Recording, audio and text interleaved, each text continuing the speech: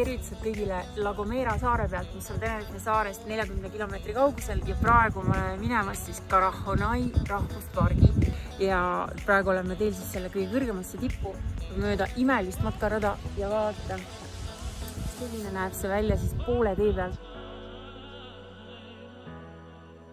Haruldasemat loodust annab otsida, sest Hispaania kuningriigi pooled endeemikud pärinevad väikestest 13 Kanaari saarelt, millest siis üks 20 La Gomera ja siis haruldast eest.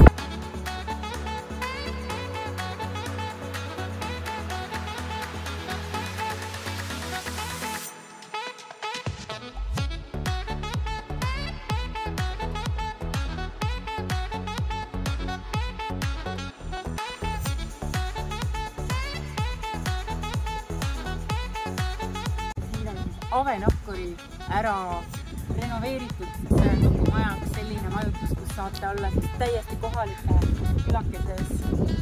Nime on seal La Gomera saarel.